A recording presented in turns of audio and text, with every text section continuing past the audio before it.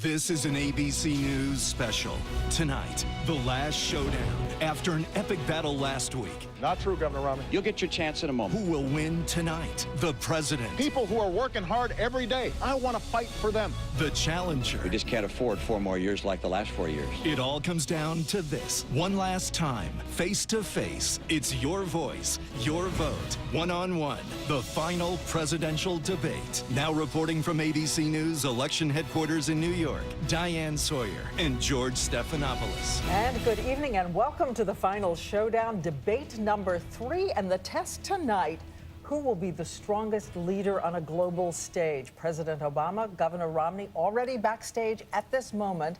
There are about 300 people in the audience there in Boca Raton, millions more watching from home. And George, every debate has changed this race. No question about it. Round 1, a big win for Governor Romney. President Obama scored a more narrow victory last week. And tonight, our new ABC News Washington Post poll shows the race is a dead heat.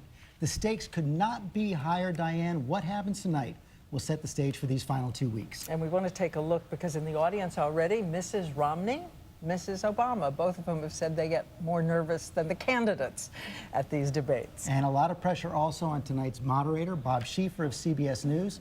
This is the 3rd time he's moderated a presidential debate. As you said, the focus will be on foreign affairs tonight. It's from the campus of Lynn University in Boca Raton, Florida.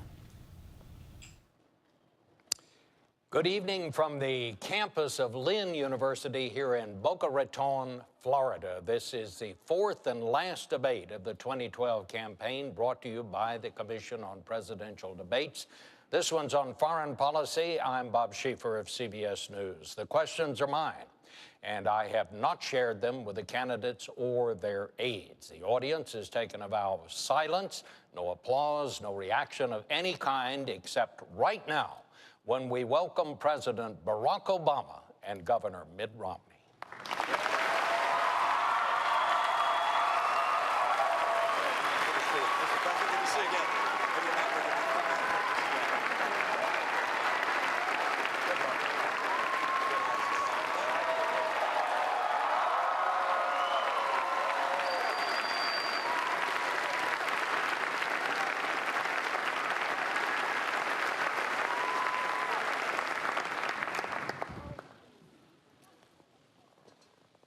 Gentlemen, your campaigns have agreed to certain rules, and they are simple. They've asked me to divide the evening into segments. I'll pose a question at the beginning of each segment. You will each have 2 minutes to respond, and then we will have a general discussion until we move to the next segment. Tonight's debate, as both of you know, comes on the 50th anniversary of the night that President Kennedy told the world that the Soviet Union had installed nuclear missiles in Cuba, perhaps the closest we've ever come to nuclear war. And it is a sobering reminder that every president faces at some point an unexpected threat to our national security from abroad. So let's begin. The first segment is the challenge of a changing Middle East and the new face of terrorism. I'm going to put this into 2 segments, so you'll have 2 topic questions within this one segment on that subject. The first question, and it concerns Libya. The controversy over what happened there continues. 4 Americans are dead, including an American ambassador. Questions remain. What happened? What caused it? Was it spontaneous? Was it an intelligence failure? Was it a policy failure? Was there an attempt to mislead people about what really happened? Governor Romney, you said this was an example of an American policy in the Middle East that is unraveling before our very eyes. I'd like to hear each of you give your thoughts on that. Governor Romney, you won the toss. You go first. Thank you, Bob, and thank you for agreeing to moderate this debate this evening. Thank you to Lynn University for welcoming us here. And Mr. President, it's good to be with you again. We were together at a humorous event a little earlier, and it's nice to maybe be funny this time, not on purpose. We'll see what happens. This is obviously an area of great concern to the entire world and to America in particular, which is to see a complete change in the structure and the environment in the Middle East. With the Arab Spring came a great deal of hope that there would be a change towards more moderation, an opportunity for greater participation on the part of women in public life. and in economic life in the Middle East, but instead we've seen in nation after nation a number of disturbing events. Of course, we see in Syria 30,000 civilians having been killed by the military there. We see in Libya an attack apparently by, well, I think we know now, by terrorists of some kind against our people there. 4 people dead. Our hearts and minds go to them. Mali has been taken over, the northern part of Mali, by al-Qaeda type individuals. We have in Egypt a Muslim Brotherhood president. And so what we're seeing is a pretty dramatic reversal in the kind of hopes we had for that region. And of course, the greatest threat of all is Iran, 4 years closer to a nuclear weapon. And we're going to have to recognize that we have to do as the president's done. I congratulate him on taking out Osama bin Laden and going after the leadership in al-Qaeda. But we can't kill our way out of this mess. We're going to have to put in place a very comprehensive and robust strategy to help the world of Islam and other parts of the world reject this radical, violent extremism, which is, it's certainly not on the run. It's certainly not hiding. This is a group that is now involved in 10 or 12 countries, and it presents an enormous threat to our friends, to the world, to America long term, and we must have a comprehensive strategy to help reject this kind of extremism. Mr. President. Well, my first job as Commander-in-Chief, Bob, is to keep the American people safe. And that's what we've done over the last 4 years. We ended the war in Iraq, refocused our attention on those who actually killed us on 9/11. And as a consequence, al-Qaeda's core leadership has been decimated. In addition, we're now able to transition out of Afghanistan in a responsible way, making sure that Afghans take responsibility for their own security. And that allows us also to rebuild alliances and make friends around the world to combat future threats. Now, with respect to Libya, as I indicated in the last debate, when we received that phone call, I immediately made sure that, number one, we did everything we could to secure those Americans who were still in harm's way. Number two, that we would investigate exactly what happened. And number three, most importantly, that we would go after those who killed Americans and we would bring them to justice. And that's exactly what we're going to do. But I think it's important to step back and think about what happened in Libya. And keep in mind that I and Americans took leadership in organizing an international coalition that made sure that we were able to, without putting troops on the ground, at the cost of less than what we spent in 2 weeks in Iraq, liberate a country that had been under the yoke of dictatorship for 40 years, got rid of a despot who had killed Americans. And as a consequence, despite this tragedy, you had tens of thousands of Libyans after the events in Benghazi marching and saying, America is our friend. We stand with them. Now, that represents the opportunity we have to take advantage of. And Governor Romney, I'm glad that you agree that we have been successful in going after al-Qaeda. But I have to tell you that your strategy previously has been one that has been all over the map and is not designed to keep Americans safe or to build on the opportunities that exist in the Middle East. Well, my strategy is pretty straightforward, which is to go after the bad guys, to make sure we do our very best to interrupt them, to kill them, to take them out of the picture. But my strategy is broader than that. That's important, of course.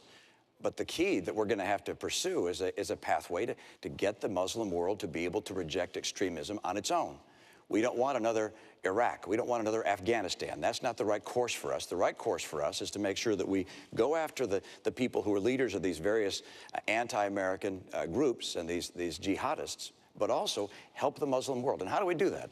The group of Arab scholars came together, organized by the UN, to look at how we can help the world reject these terrorists. And the answer they came up with was this: one, more economic development. We should key our foreign aid, our direct foreign investment, and that of our friends. We should coordinate it to make sure that we push back and give them more economic development. Number two, better education. Number three, gender equality.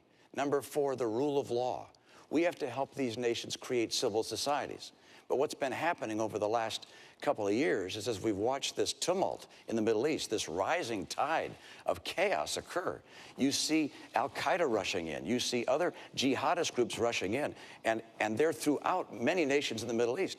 It's wonderful that Libya seems to be making some progress despite this terrible tragedy. But next door, of course, we have Egypt. Libya's 6 million population, Egypt 80 million population. We want to make sure that we're seeing progress throughout the Middle East, with Mali now having North Mali taken over by Al-Qaeda, with Syria having Assad continuing to assassinate, or to kill, to murder his own people. This is a region in tumult, and of course Iran on the path to a nuclear weapon. We've got real problems in the region. But let's give the president a chance. Governor Romney, I'm glad that you recognize that Al-Qaeda is a threat, because a few months ago, when you were asked what's the biggest geopolitical threat facing America, you said Russia. Not Al-Qaeda, you said Russia. In the 1980s are now calling to ask for their foreign policy back, because the Cold War has been over for 20 years. But Governor, when it comes to our foreign policy, you seem to want to import the foreign policies of the 1980s, just like the social policies of the 1950s and the economic policies of the 1920s. You say that you're not interested in duplicating what happened in Iraq, but just a few weeks ago you said you think we should have more troops in Iraq right now. And the challenge we have, I know you haven't been in a position to actually execute foreign policy, but every time you've offered an opinion, you've been wrong. You said we should have gone into Iraq, despite the fact that there were no weapons of mass destruction. You said that we should still have troops in Iraq to this day. You indicated that we shouldn't be passing nuclear treaties with Russia, despite the fact that 71 senators, Democrats and Republicans, voted for it. You've said that first we should not have a timeline in Afghanistan, then you said we should. Now you say maybe, or it depends, which means not only were you wrong, but you were also confusing and sending mixed messages both to our troops and our allies. So what we need to do with respect to the Middle East is strong, steady leadership, not wrong and reckless leadership that is all over the map. And unfortunately, that's the kind of opinions that you've offered throughout this campaign, and it is not a recipe for American strength or keeping America safe over the long I'm term. going to add a couple of minutes here to give you a chance to respond. Well, of course, I don't concur with what the president said about my own record and the things that I've said. They don't happen to be accurate. But I can say this, that we're talking about the Middle East and how to help the Middle East reject the kind of terrorism we're seeing and the rising tide of tumult and confusion. And attacking me is not an agenda. Attacking me is not talking about how we're going to deal with the challenges that exist in the Middle East and take advantage of the opportunity there and stem the tide of this violence. But I'll respond to a couple of things you mentioned. First of all, Russia, I indicated, is a geopolitical foe. Not a, Number one, excuse me, it's a geopolitical foe. And I said in the same paragraph, I said, and Iran is the greatest national security threat we face. Russia does continue to battle us in the UN time and time again. I have clear eyes on this. I'm not going to wear rose-colored glasses when it comes to Russia or Mr. Putin. And I'm certainly not going to say to him, I'll give him more flexibility after the election. After the election, he'll get more backbone.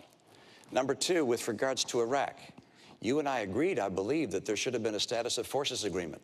Did you? Oh, you didn't? You didn't want a status of forces agreement? No, what I would not have done is left 10,000 troops in Iraq that would tie us down. That certainly would not help us in the Middle East. I'm sorry, Look, you actually, there was an effort on the part of the president to have a status of forces agreement, and I concurred in that and said that we should have some number of troops that stayed on. That was something I concurred with. That was your posture. That was my posture as well. You thought it should have been 5,000 troops. I thought it should have been more troops. But you know what? The answer was we got no troops through whatsoever. This is just a few weeks ago that you indicated that we should still have troops in Iraq. No, I didn't. I'm sorry. That's just, I indicated that you failed to put in place a status of forces agreement at the end of the conflict that existed. Governor, here's one thing I've learned as Commander-in-Chief.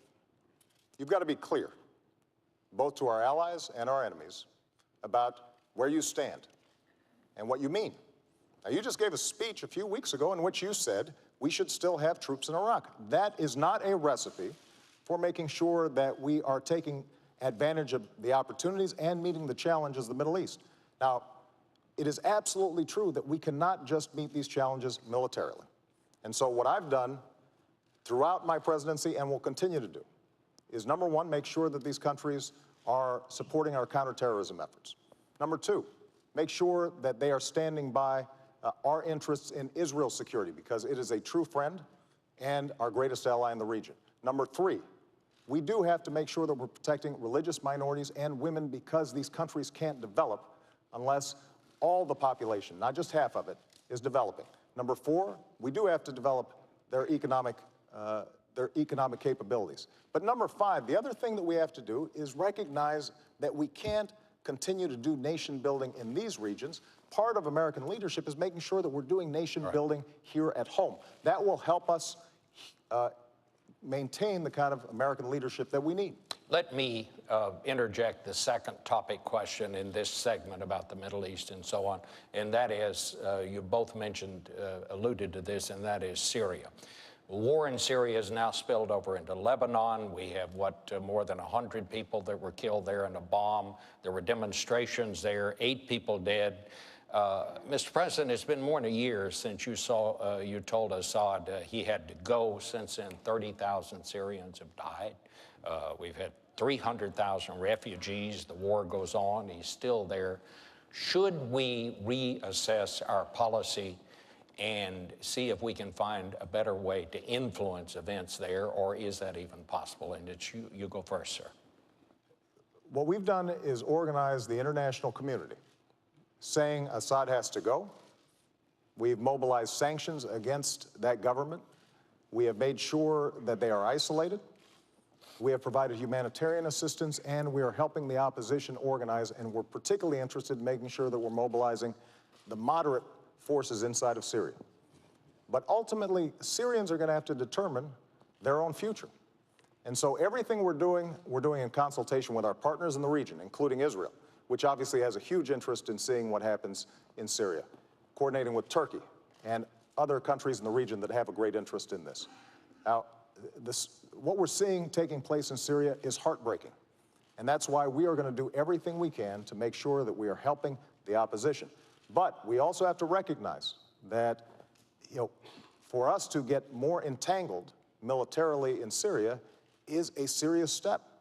And we have to do so making absolutely certain that we know who we are helping, that we're not putting arms in the hands of folks who eventually could turn them against us or our allies in the region.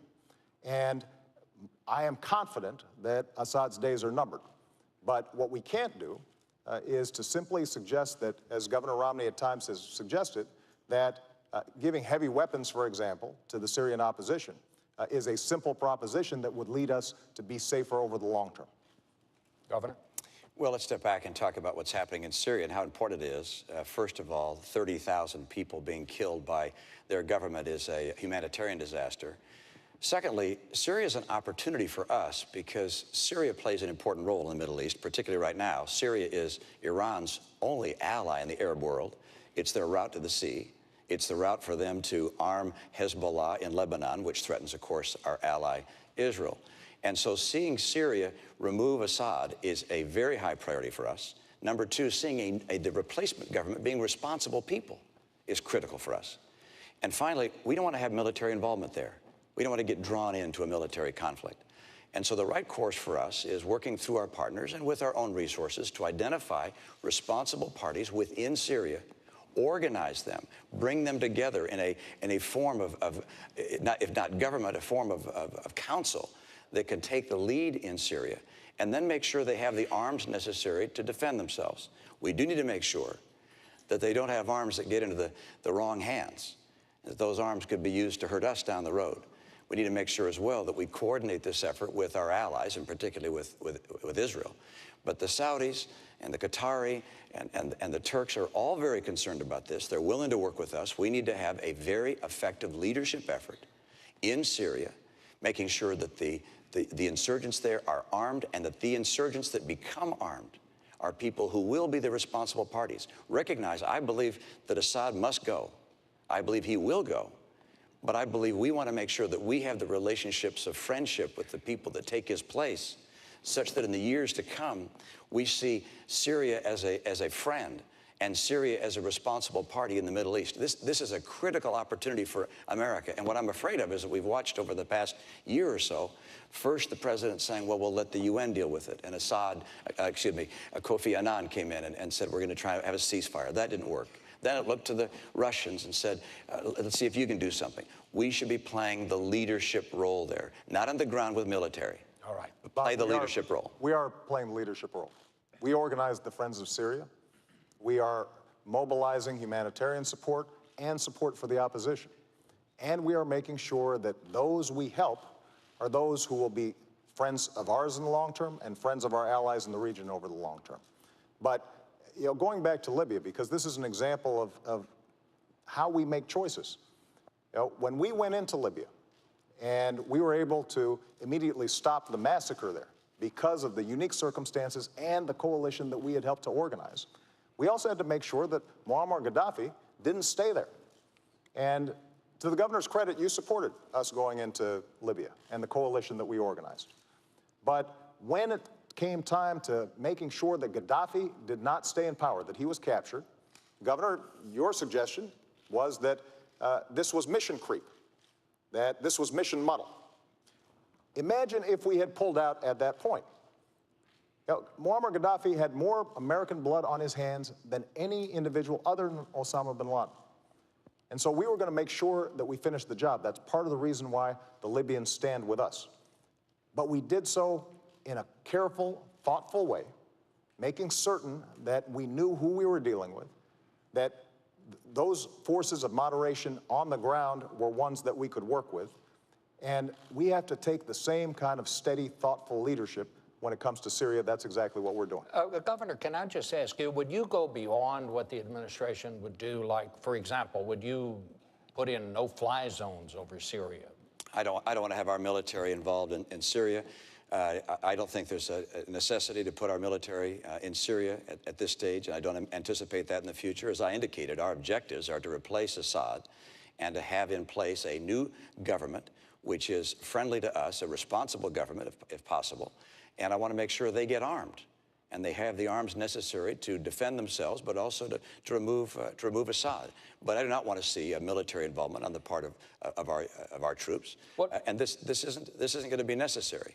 We have, with our partners in the region, we have sufficient resources to support those groups. But look, this has been going on for a year. This should have been a time for American leadership. We should have taken a leading role, not militarily, but a leading role organizationally, governmentally, to bring together the parties there, to find responsible parties.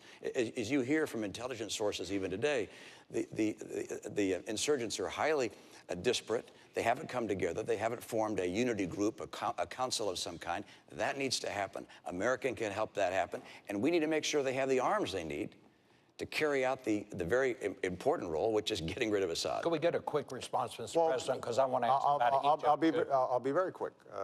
What you just heard Governor Romney said is he doesn't have different ideas.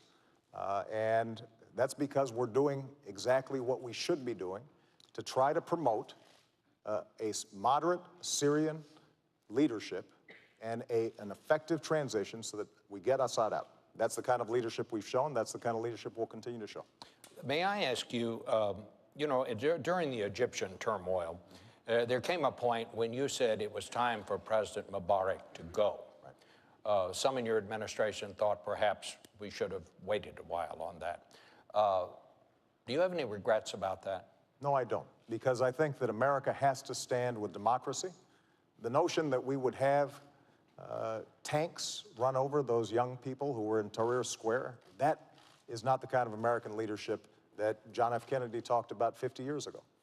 But what I've also said is that now that you have a democratically elected government in Egypt, that they have to make sure that they take responsibility for protecting religious minorities. And we have put significant pressure on them to make sure they're doing that. To recognize the rights of women, which is critical throughout the region. These countries can't develop if young women are not given the kind of education that they need. They have to abide by their treaty with Israel. That is a red line for us, because not only is Israel's security at stake, but our security is at stake if that unravels. They have to make sure that they're cooperating with us when it comes to counterterrorism, and we will help them with respect to developing their own economy, because ultimately, what's going to make the Egyptian revolution successful for the people of Egypt, but also for the world, is if those young people who gathered there are seeing opportunities. Their aspirations are similar to young people's here. They want jobs. They want to be able to make sure their kids are going to a good school. They want to make sure that they have a roof over their heads and that they have the prospects of a better life in the future. And so one of the things that we've been doing is, for example, organizing entrepreneurship conferences with these Egyptians to give them a sense of how they can start rebuilding their economy in a way that's non-corrupt, that's transparent. But what is also important for us to understand is that for America to be successful in this region, there's some things that we're going to have to do here at home as well. One of the challenges over the last decade is we've done experiments in nation building in places like Iraq and Afghanistan, and we've neglected, for example, developing our own economy, our own energy sectors, our own education system. And it's very hard for us to project leadership around the world when we're not doing what we need to do. Governor Romney, I want to hear your response to that, but I would just ask you, would you have stuck with Mubarak? No, I believe, as the president indicated and said at the time, that I supported his action there. I felt that I wish we'd have had a better vision of the future. I wish that looking back at the beginning of the president's term and even further back than that we'd have recognized that there was a growing energy and passion for freedom in that part of the world, and that we would have worked more aggressively with our friend and with other friends in the region to have them make the transition towards a more representative form of government, such that it didn't explode in the way it did. But once it exploded, I felt the same as the president did, which is these freedom voices in the streets of Egypt were the people who were speaking of our principles, and the President Mubarak had done things which were unimaginable, and the idea of him crushing his people was not something that we could possibly support. Let me step back and talk about what I think our mission has to be in the Middle East and even more broadly, because our purpose is to make sure the world is peaceful. We want a peaceful planet. We want people to be able to enjoy their lives and know they're going to have a bright and prosperous future and not be at war. That's our purpose. And the mantle of leadership for promoting the principles of peace has fallen to America. We didn't ask for it, but it's an honor that we have it. But for us to be able to promote those principles of peace requires us to be strong. And that begins with a strong economy here at home, and unfortunately, the economy is not stronger. When the president of Iran, Ahmadinejad, says that our debt makes us not a great country, that's a frightening thing. The former chief of the Joint Chiefs of Staff said that, Admiral Mullen, said that our debt is the biggest national security threat we face. We have weakened our economy. We need a strong economy. We need to have as well a strong military. Our military is second to none in the world. We're blessed with terrific soldiers and extraordinary technology and intelligence. But the idea of $1 trillion in cuts through sequestration and budget cuts to the military would change that. We need to have strong allies. Our association and connection with our allies is essential to America's strength. We're the great nation that has allies, 42 allies and friends around the world. And finally, we have to stand by our principles.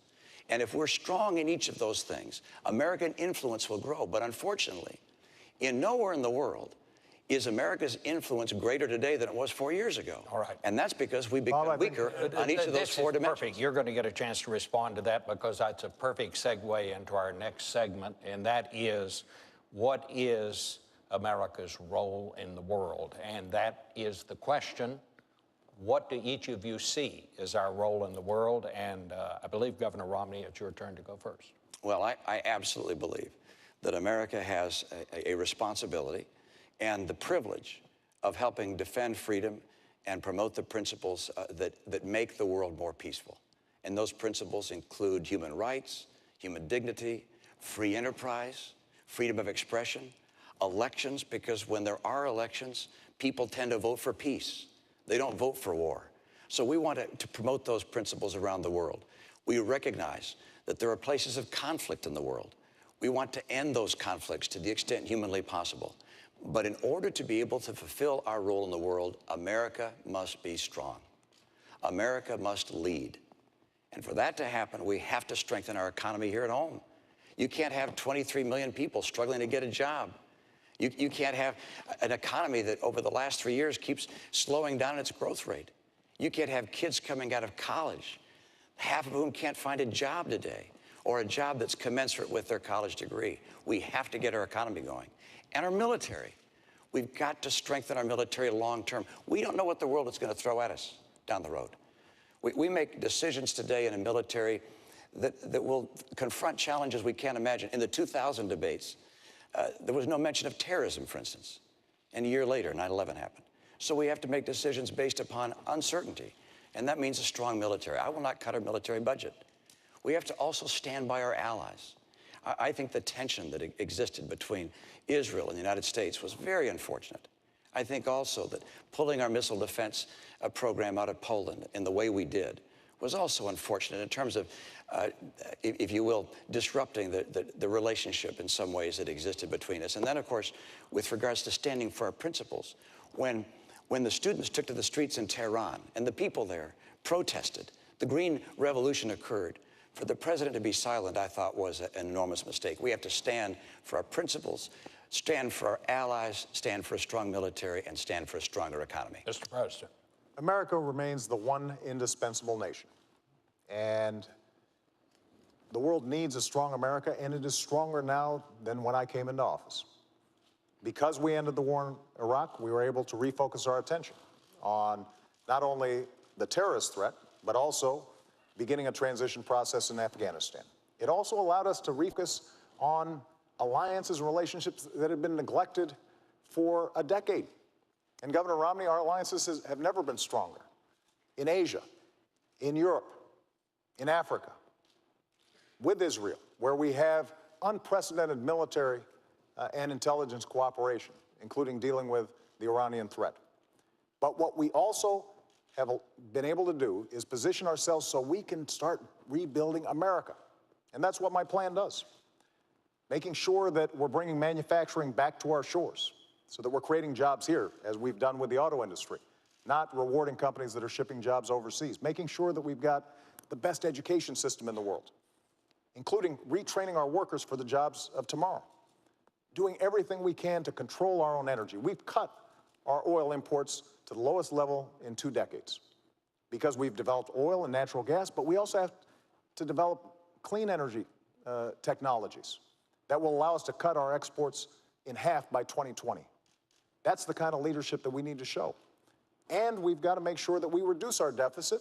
Unfortunately, Governor Romney's plan doesn't do it. We've got to do it in a responsible way by cutting out spending we don't need, but also by asking the wealthiest to pay a little bit more. That way we can invest in the research and technology that's always kept us at the cutting edge. Now, Governor Romney has taken a different approach throughout this campaign. You know, both at home and abroad, he has proposed wrong and reckless policies. You know, he's praised George Bush as a good economic steward and Dick Cheney as somebody who shows great wisdom and judgment. And taking us back to those kinds of strategies that got us into this mess are not the way that we are going to maintain leadership in the 21st century. Governor Romney, wrong and reckless policies? I've got a policy for the future and an agenda for the future. And when it comes to our economy here at home, I know what it takes to create 12 million new jobs and rising take-home pay. And what we've seen over the last 4 years is something I don't want to see over the next 4 years. The president said by now we'd be at 5.4% unemployment. We're 9 million jobs short of that. I will get America working again and see rising take-home pay again, and I'll do it with 5 simple steps. Number 1, we are going to have North American energy independence.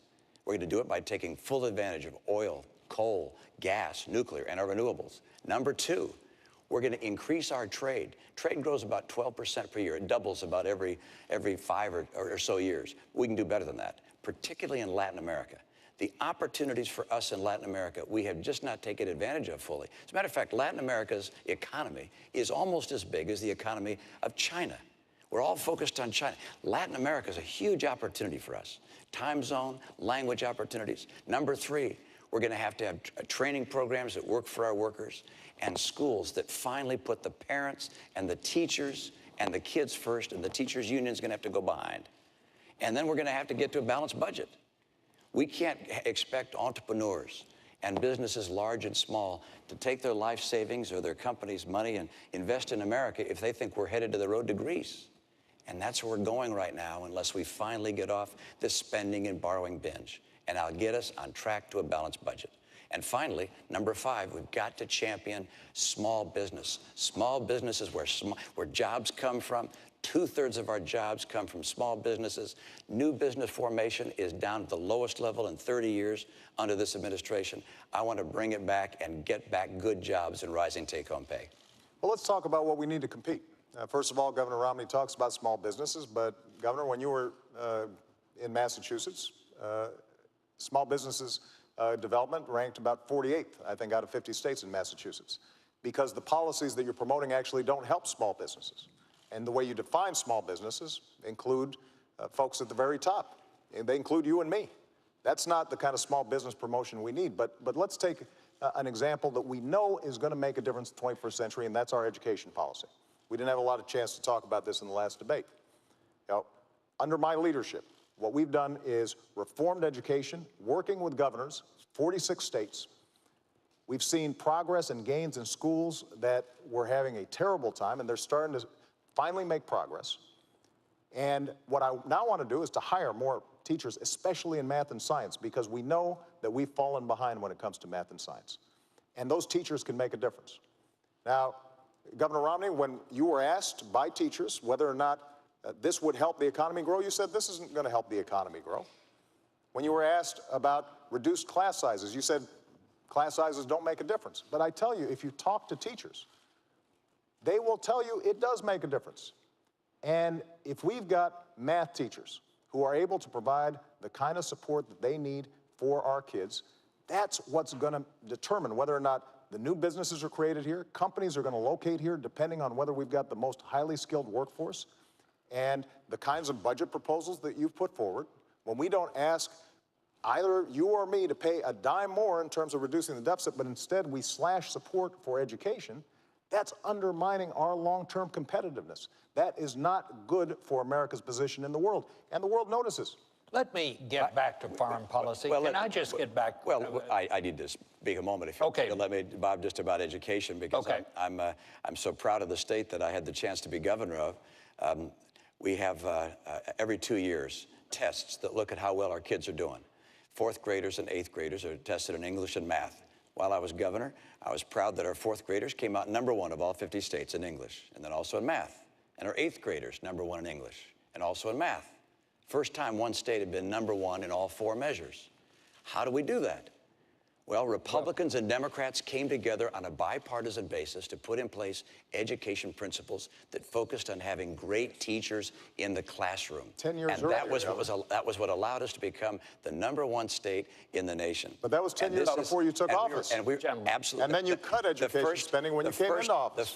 And we kept our schools #1 in the nation. They're still #1 today. All right. And the principles that we put in place, we also gave kids not just a graduation exam that determined whether they were up to the skills needed to be able to compete, but also if they graduated the top quarter of their class, they got a 4-year tuition-free ride at any Massachusetts public institution of higher learning. That happened before you came into office. That was actually mine, actually. Mr. President, you got that fact wrong. I want to try to shift it because we have heard some of this in the other debates. Governor, you say you want a bigger military. You want a bigger Navy. You don't want to cut defense spending. What I want to ask you, we're talking about financial problems in this country. Where are you going to get the money? Well, let's come back and talk about the military, but all the way through. First of all, I'm going through from the very beginning. We're going to cut about 5% of the discretionary budget, excluding military. That's #1. But can you do this without driving the good news is I'll be happy to have you take a look. Come on our website. You'll look at how we get to a balanced budget within 8 to 10 years. We do it by reducing spending in a whole series of programs. By the way, #1 I get rid of is Obamacare. There are a number of things that sound good, but frankly, we just can't afford them. And that one doesn't sound good, and it's not affordable. So I get rid of that one from day one. To the extent humanly possible, we get that out. We take program after program that we don't absolutely have to have, and we get rid of them. #2, we take some programs that we are going to keep, like Medicaid, which is a program for the poor. We take that health care program for the poor, and we give it to the states to run because states run these programs more efficiently. As a governor, I thought, please, give me this program. Can he do that? I can run this more Mr. efficiently President? than the federal government, and states, by the way, are proving it. States like Arizona, Rhode Island have taken these Medicaid dollars, have shown they can run these programs more cost effectively. And so I want to do those two things. It gets us to a balanced budget with 8 to 10 years. But the military, let's get back to the military, though. Well, that's what I'm trying to find out let's talk about the military. You should have answered the first question. Look, Governor Romney's called for $5 trillion of tax cuts that he says he's going to pay for by closing deductions. Now, the math doesn't work, but he continues to claim that he's going to do it. He then wants to spend another $2 trillion on military spending that our military's not asking for.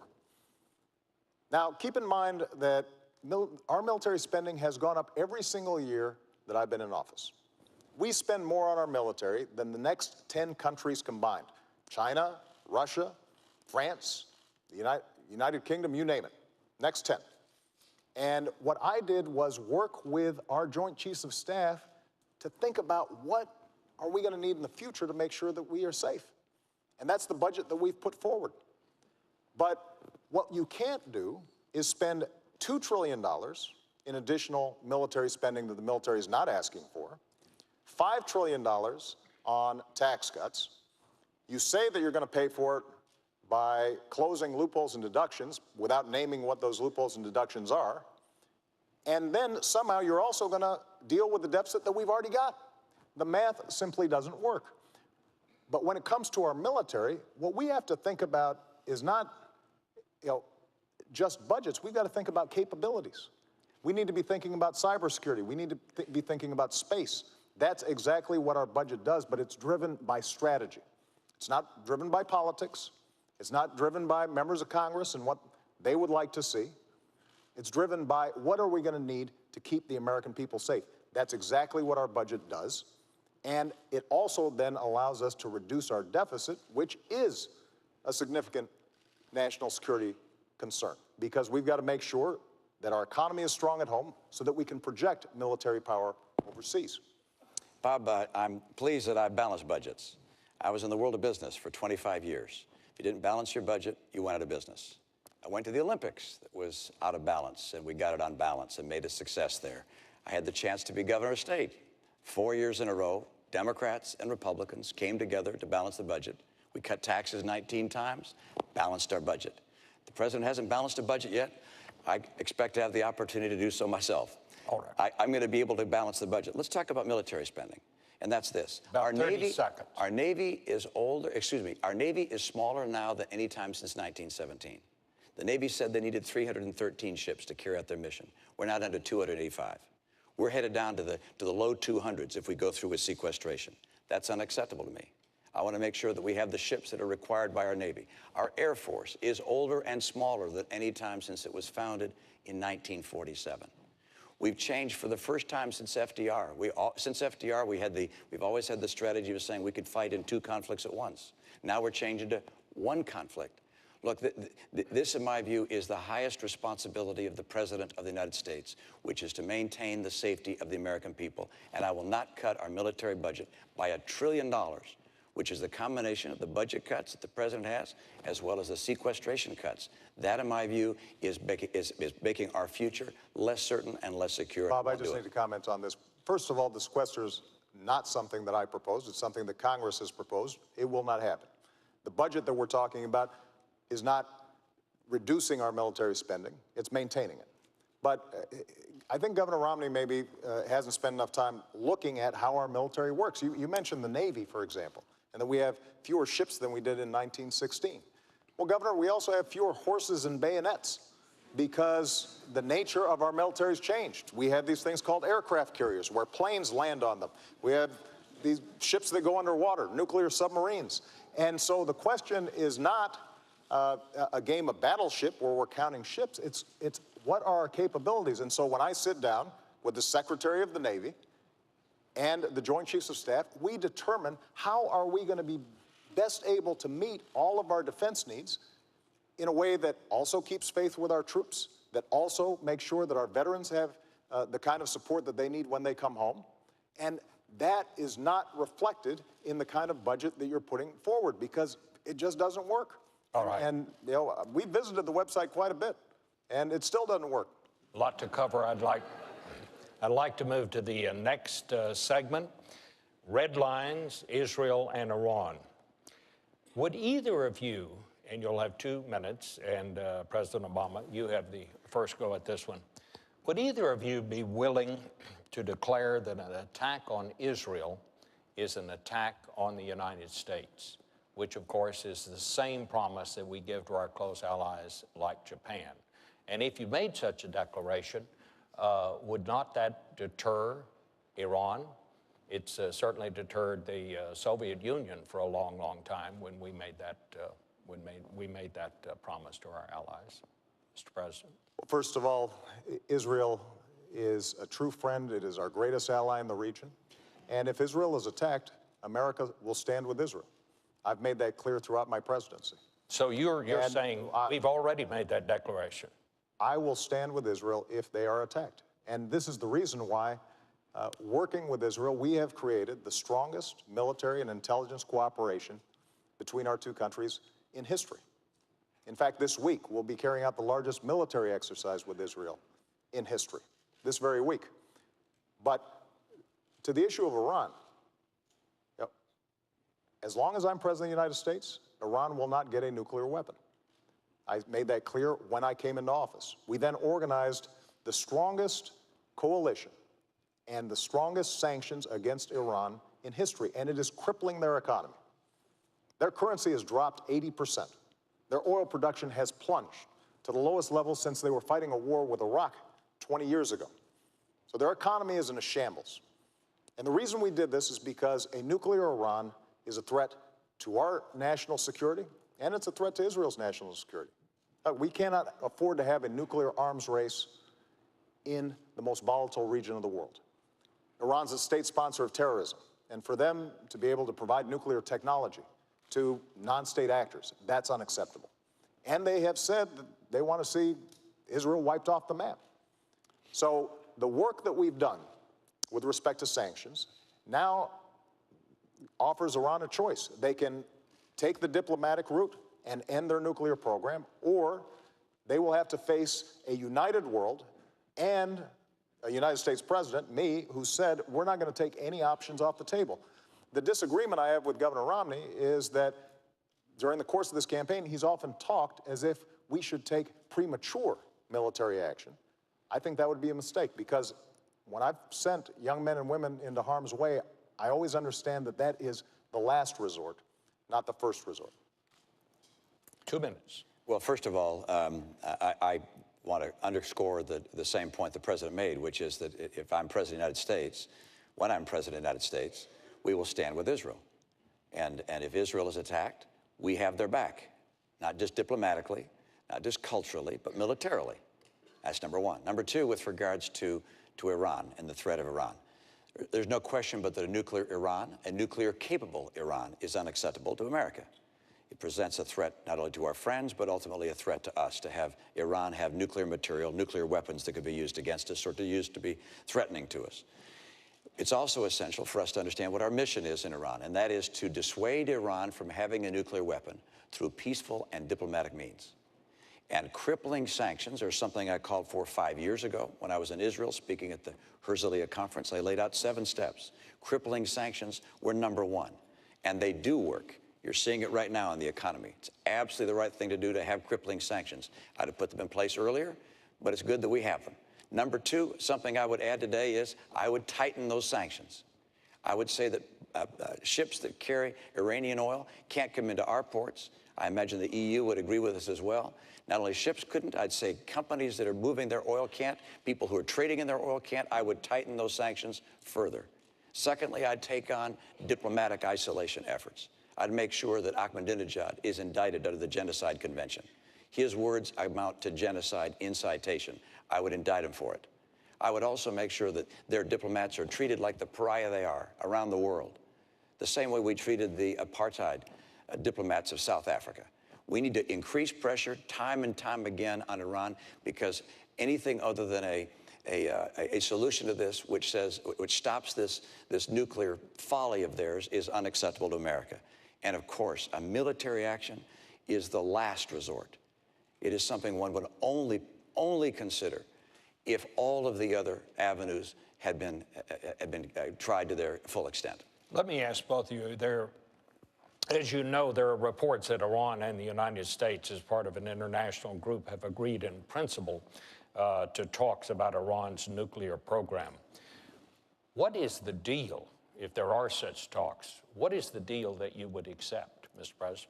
Well, first of all, those are reports in the newspaper. They are not true. But our goal is to get Iran to recognize it needs to give up its nuclear program and abide by the UN resolutions that have been in place, because they have the opportunity to re-enter the community of nations. And we would welcome that. There are people in Iran who have the same aspirations as people all around the world for a better life. And we hope that their leadership takes the right decision. But the deal we'll accept is they end their nuclear program. It's very straightforward. And I'm glad that Governor Romney agrees with the steps that we're taking.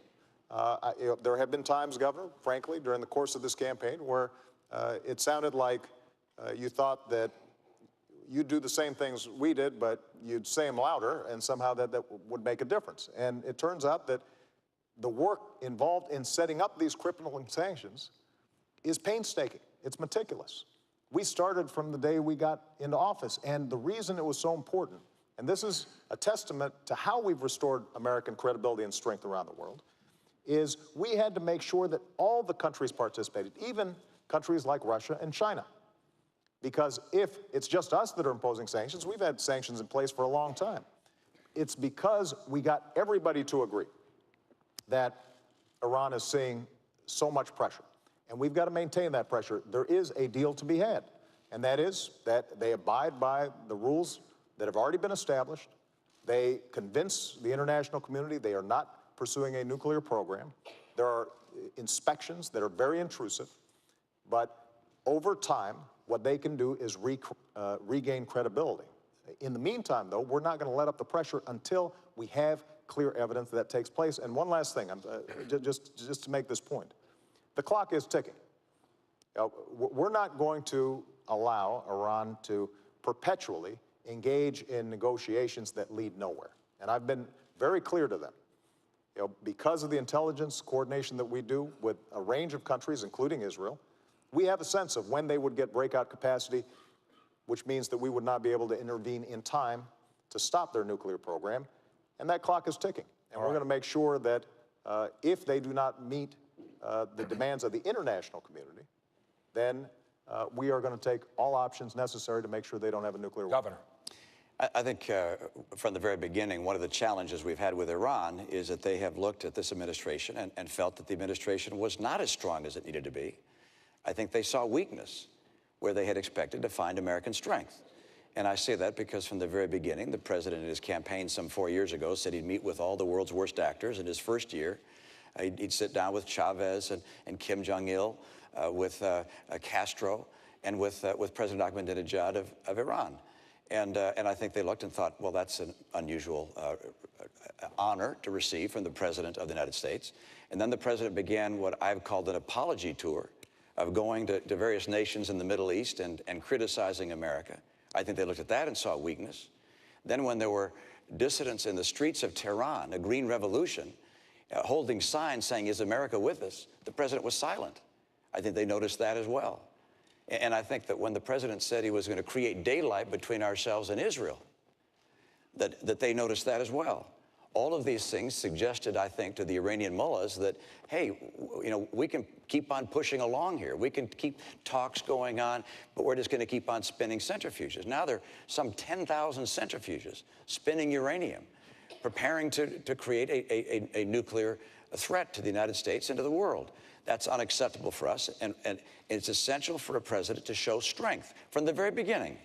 to make it very clear what is acceptable and not acceptable. And an Iranian nuclear program is not acceptable to us. They must not develop nuclear capability. And the way to make sure they understand that is by having, from the very beginning, the tightest sanctions possible. They need to be tightened. Our diplomatic isolation needs to be tougher. We need to indict Ahmadinejad. We need to put the pressure on them as hard as we possibly can. Because if we do that, we won't have to take the military action. Bob, let me just respond. Nothing Governor Romney just said is true. Starting with this notion of me apologizing. This has been probably the biggest whopper that's been told during the course of this campaign. And every fact checker and every reporter who's looked at it, Governor has said this is not true. And when it comes to tightening sanctions, look, as I said before, we've put in the toughest, most crippling sanctions ever. And the fact is, while we were coordinating an international coalition to make sure these sanctions were effective, you were still invested in a Chinese state oil company that was doing business with the Iranian oil sector. So I'll let the American people decide, judge, who's going to be more effective and more credible when it comes to imposing crippling sanctions. And with respect to our attitude about the Iranian Revolution, I was very clear about the murderous activities that had taken place, and that was contrary to international law and everything that civilized people stand for. And so the strength that we have shown in Iran is shown by the fact that we've been able to mobilize the world. When I came into office, the world was divided. Iran was resurgent. Iran is at its weakest point, economically, strategically, militarily, than in many years. And we are going to continue to keep the pressure on to make sure that they do not get a nuclear weapon. That's in America's national interest, and that will be the case so long as I'm president. We're 4 years closer to a nuclear Iran. We're 4 years closer to a nuclear Iran. And we should not have wasted these 4 years to the extent they've continued to be able to spin these centrifuges and get that much closer. That's number one. Number two, Mr. President, the reason I call it an apology tour is because you went to the Middle East and you flew to Egypt and to Saudi Arabia and to Turkey and Iraq. And by the way, you skipped Israel, our closest friend in the region. But you went to the other nations. And by the way, they noticed that you skipped Israel. And then in those nations, and on Arabic TV, you said that America had been dismissive and derisive. You said that on occasion, America had dictated to other nations. Mr. President, America has not dictated to other nations. We have freed other nations from dictators. Bob, let me respond. If we're going to talk about trips that we've taken, when I was a candidate for office, first trip I took was to visit our troops. And when I went to Israel as a candidate, I didn't take donors. I didn't attend fundraisers. I went to Yad Vashem, the Holocaust Museum there, to remind myself the nature of evil and why our bond with Israel will be unbreakable. And then I went down to the border towns of Sderot, which had experienced missiles raining down from Hamas.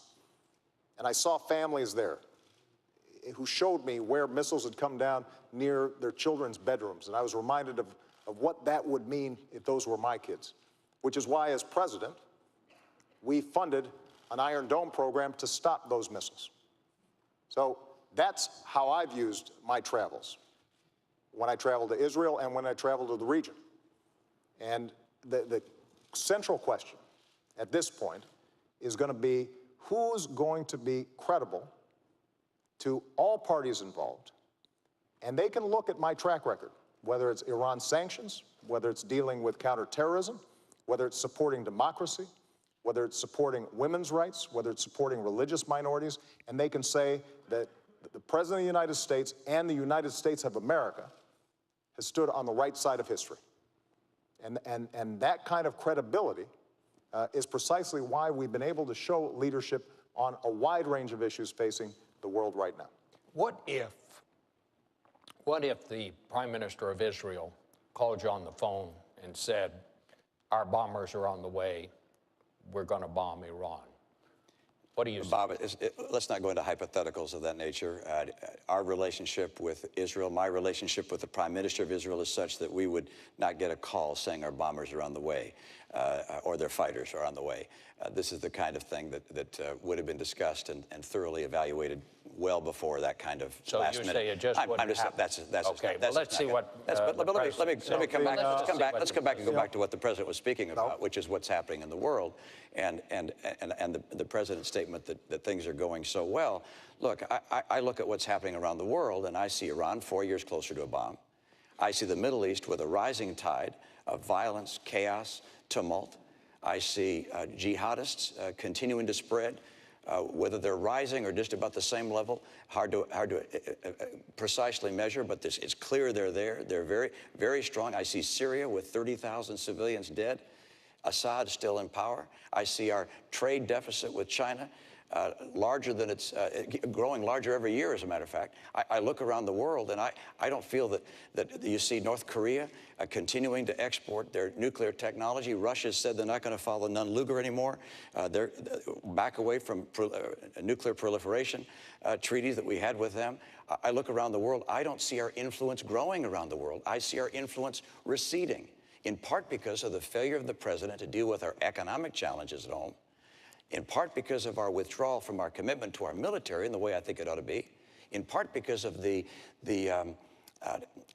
turmoil with Israel. I mean, the president received a letter from 38 Democrat senators saying the tensions with Israel were a real problem. They asked him, please repair the tension. Democrat senators, please repair the damage in his own party. Governor, the problem is that on a whole range of issues, whether it's the Middle East, whether it's Afghanistan, whether it's Iraq, whether it's now Iran, you've been all over the map.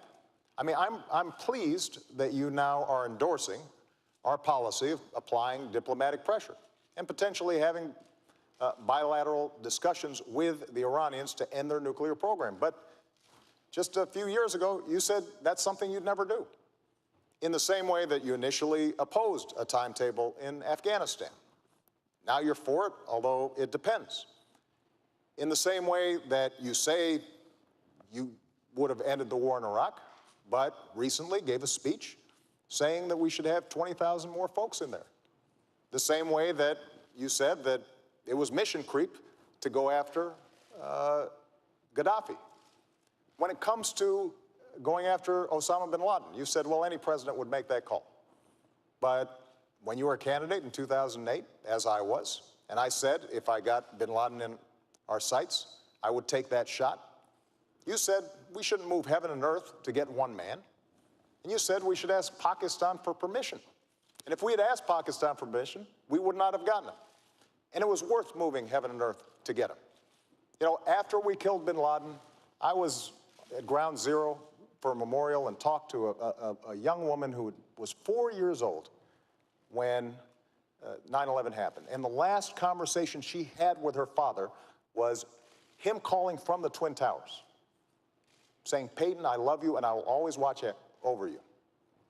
And for the next decade, she was haunted by that conversation. And she said to me, you know, by finally getting bin Laden, that brought some closure to me. And when we do things like that, when we bring those who have harmed us to justice, that sends a message to the world, and it tells Peyton that we did not forget her father. All right. And I make that point because that's the kind of clarity of leadership, and those decisions are not always popular. Those decisions generally are not poll tested. And even some in my own party, including my current vice president, had the same critique as you did. But what the American people understand is that I look at what we need to get done to keep the American people safe and to move our interests forward, and I make those decisions. All right, let's go, and that leads us, this takes us right to the next segment, Governor.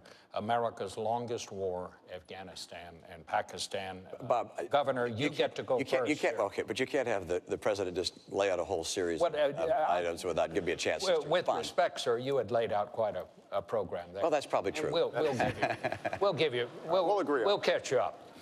The United States is scheduled to turn over responsibility for security in Afghanistan to the Afghan government in 2014. At that point, we will withdraw our combat troops, leave a smaller force of Americans, if I understand our policy, in Afghanistan for training purposes.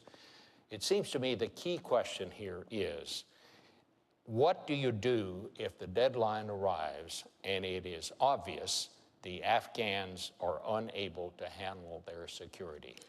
Do we still leave? And I believe, Governor Romney, you go first. Well, we're going to be finished by 2014. And when I'm president, we'll make sure we bring our troops out by the end of 2014. The commanders and the generals there are on track to do so. We've seen progress over the past several years.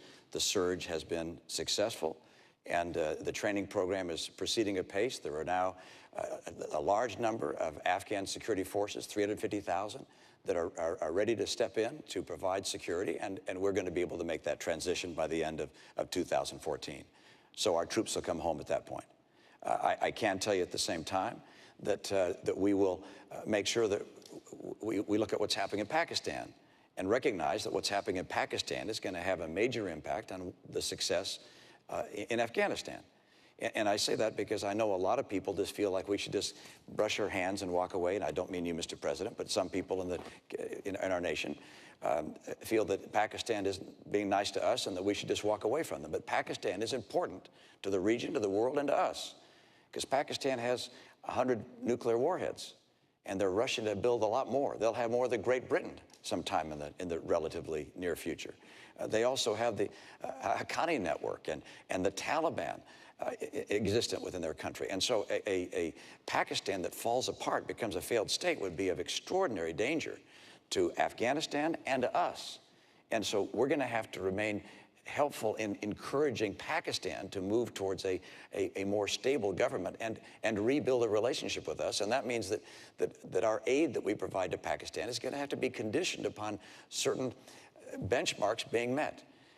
So for me, I look at this as both a need to help move Pakistan in the right direction and also to get Afghanistan to be ready, and they will be ready by the end of 2014. Mr. President. When I came into office, we were still bogged down in Iraq, and Afghanistan had been drifting for a decade. We ended the war in Iraq, refocused our attention on Afghanistan, and we did deliver a surge of troops. That was facilitated in part because we had ended the war in Iraq. And we are now in a position where we have met many of the objectives that got us there in the first place. Part of what had happened is we'd forgotten why we had gone. We went because there were people who were responsible for 3,000 American deaths. And so we decimated al-Qaeda's core leadership in the border regions between Afghanistan and Pakistan. We then started to build up Afghan forces. And we're now in a position where we can transition out, because there's no reason why Americans should die when Afghans are perfectly capable of defending their own country. Now, that transition has to take place in a responsible fashion. We've been there a long time, and we've got to make sure that we and our coalition partners are pulling out responsibly and giving Afghans the capabilities that they need. But what I think the American people recognize is, after a decade of war, it's time to do some nation building here at home.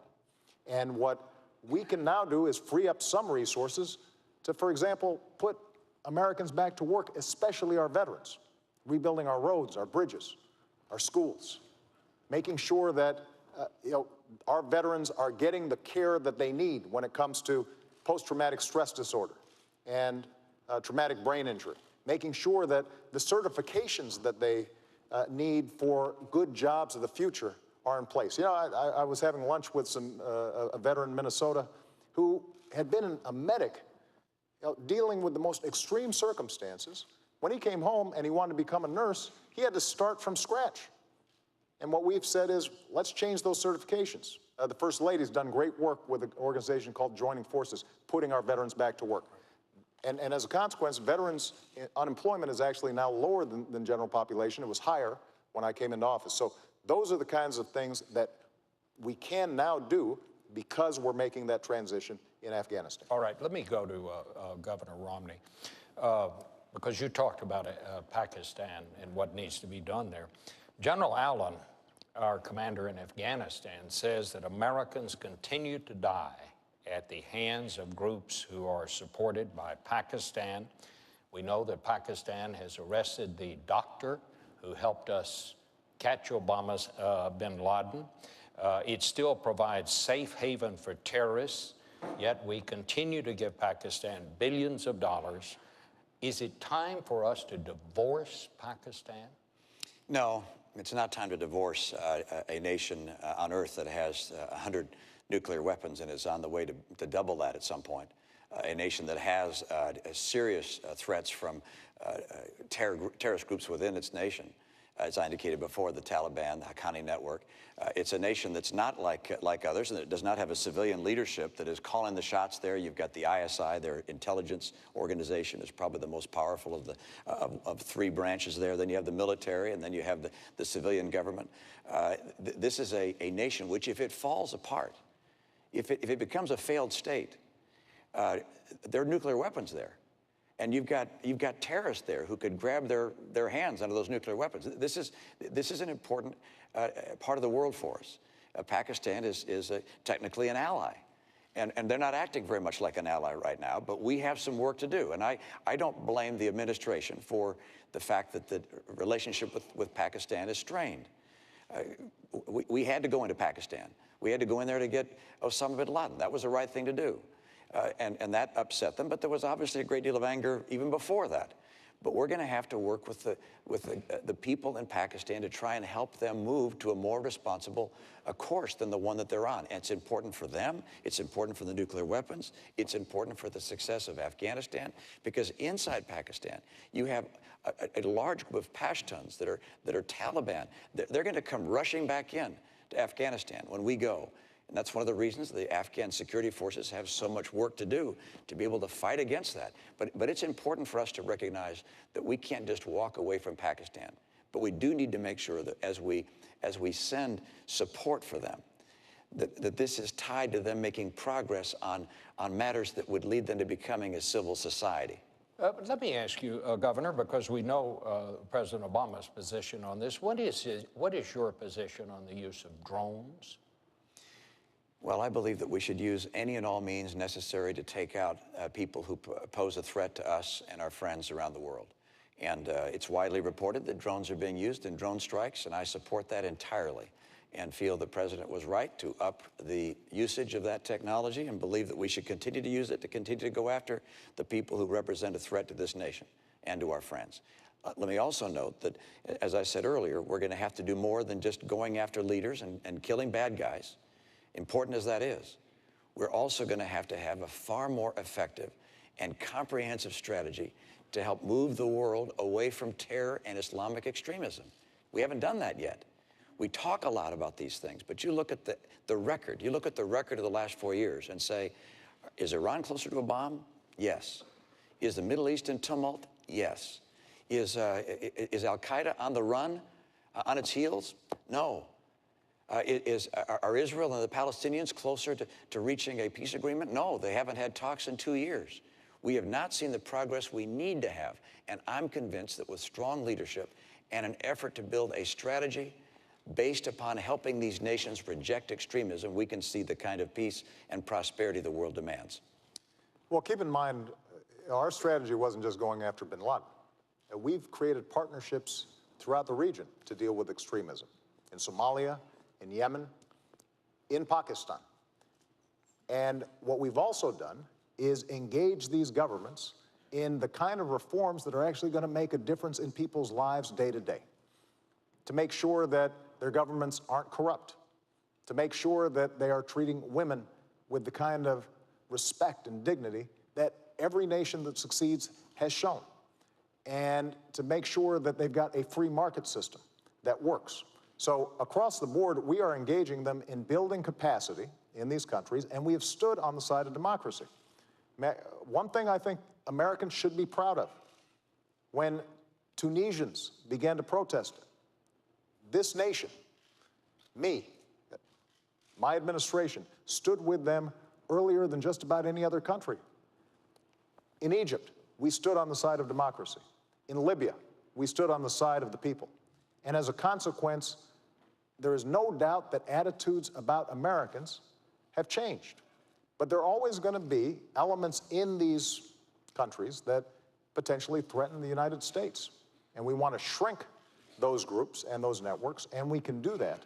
But we're always also going to have to maintain vigilance when it comes to terrorist activities. The truth, though, is that Al-Qaeda is much weaker than it was when I came into office, and they don't have the same capacities to attack the U.S. homeland and our allies as they did 4 years ago. Let's go to the next segment, because it's a very important one. It is the rise of China and future challenges for America.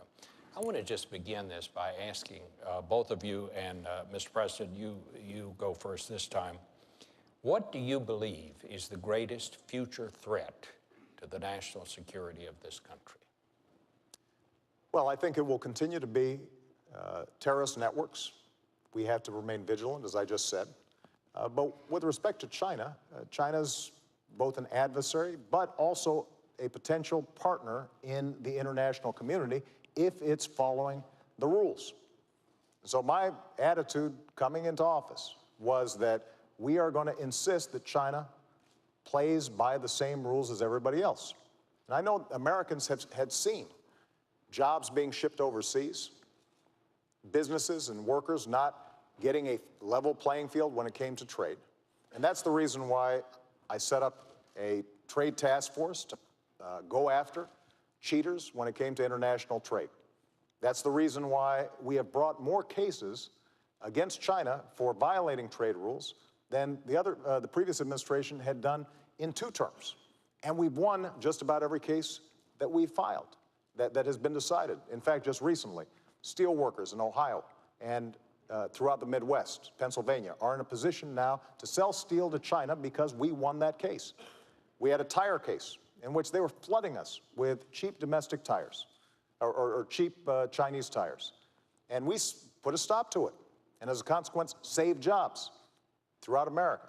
I have to say that Governor Romney criticized me for being too tough in that tire case.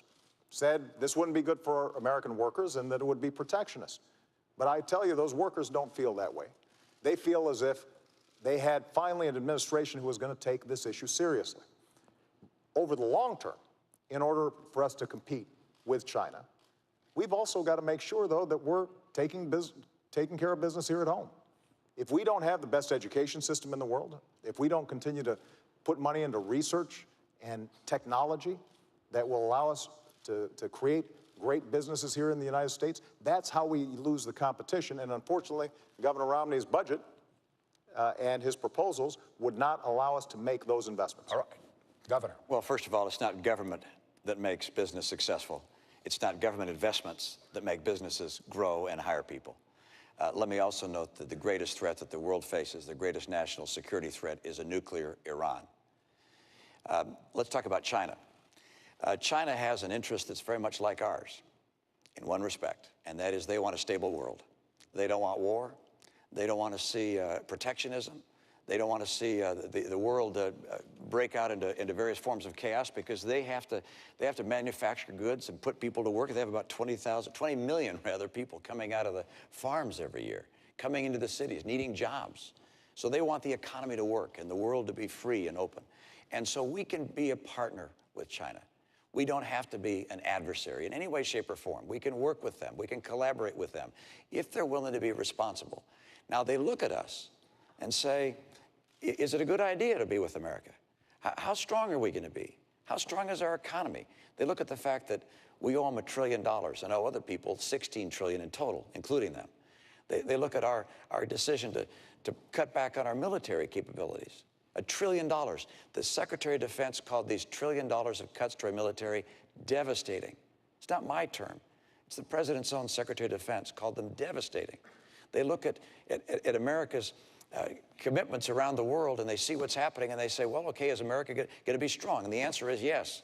If I'm president, America will be very strong. We'll also make sure that we have trade relations with China that work for us.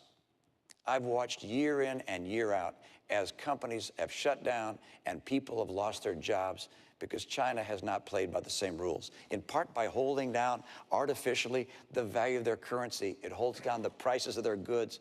It means our goods aren't as competitive and we lose jobs. That's got to end. They're making some progress. They need to make more. That's why on day one, I will label them a currency manipulator, which allows us to apply tariffs where they're taking jobs. They're stealing our intellectual property, our patents, our designs, our technology, hacking into our computers, counterfeiting our goods. They have to understand, we want to trade with them. We want a world that's stable. We like free enterprise, but you got to play by the rules. Well, Governor, let me just ask you, if you declare them a currency manipulator on day one, some people are saying you're just going to start a trade war with China on day one. Isn't there a risk that that could happen? Well, they sell us about this much stuff every year, and we sell them about this much stuff every year. So it's pretty clear who doesn't want a trade war. And there's one going on right now, which we don't know about. It's a silent one, and they're winning. We have enormous trade imbalance with China, and it's worse this year than last year, and it's worse last year than the year before. And so we have to understand that we can't just surrender and lose jobs year in and year out. We have to say to our friends in China, look, you guys are playing aggressively. We understand it, but this can't keep on going. You can't keep on holding down the value of your currency, stealing our intellectual property, counterfeiting our products, selling them around the world, even into the United States. I was with one company that makes valves in process industries. And they said, look, we were having some valves coming in that were broken, and we had to repair them under warranty. And we looked them up, and they had our serial number on them. And then we noticed that there was more than one with that same serial number. There were counterfeit products being made overseas with the same serial number as a U.S. company, the same packaging. These were being sold into our market and around the world as if they were made by the U.S. competitor. This can't go on. I want a great relationship with China. China can be our partner. But that doesn't mean they can just roll all over us and steal our jobs on an unfair basis. Well, Governor Romney is right. You are familiar with jobs being shipped overseas because you invested in companies that were shipping jobs overseas. And, you're right. I mean, that's how our free market works. But I've made a different bet on American workers. If we had taken your advice, Governor Romney, about our auto industry, we'd be buying cars from China instead of selling cars to China. If we take your advice with respect to how we change our tax codes so that companies that earn profits overseas don't pay U.S. taxes compared to companies here that are paying taxes, that's estimated to create 800,000 jobs. The problem is they won't be here. They'll be in places like China. And if we're not making investments in education and basic research, which is not something that the private sector is doing at a sufficient pace right now and has never done, then we will lose the lead in things like clean energy technology. Now, with respect to what we've done with China already, U.S. exports have doubled since I came into office to China, and actually currencies are at their most advantageous point for U.S. exporters since 1993. We absolutely have to make more progress, and that's why we're going to keep on pressing. And when it comes to our military and Chinese security, part of the reason that we were able to pivot to the Asia-Pacific region after having ended the war in Iraq and transitioning out of Afghanistan is precisely because this is going to be a massive growth area in the future. And we believe China can be a partner, but we're also sending a very clear signal that America is a Pacific power, that we are going to have a presence there. We are working with countries in the region to make sure, for example, that ships can pass through, that commerce continues, and we're organizing trade relations with countries other than China so that China starts feeling more pressure about meeting basic international standards. That's the kind of leadership we've shown in the region. That's the kind of leadership that we'll continue to show. I just want to take one of those points. Again, attacking me is not talking about an agenda for getting more trade and opening up more jobs in this country. But the president mentioned the auto industry and that somehow I would be in favor of jobs being elsewhere. Nothing could be further from the truth. I'm a son of Detroit. I was born in Detroit. My dad was head of a car company. I like American cars. And I would do nothing to hurt the U.S. auto industry. My plan to get the industry on its feet when it was in real trouble was not to start writing checks. It was President Bush that wrote the first checks. I disagree with that. I said these companies need to go through a managed bankruptcy, and in that process, they can get government help and government guarantees, but they need to go through bankruptcy to get rid of excess cost and the debt burden that they'd built up. And fortunately, Governor Romney, the that's president not took what you said. Fortunately, the president, you can take a look at the op-ed. Governor Romney, you can take a look at the op-ed. You did not say that you would provide governor help. I said that we would provide guarantees, and that was what was able to allow these companies to go through bankruptcy, to come out of bankruptcy. Under no circumstances would I do anything other than to help this industry get on its feet. And the idea that has been suggested that I would liquidate the industry, of course not. Of course not. Let's check the record. That's the height of silliness. I have let's never check- said let's check the record. I would liquidate the industry. Governor, I want to the keep people the of industry Detroit going don't and forget. thriving.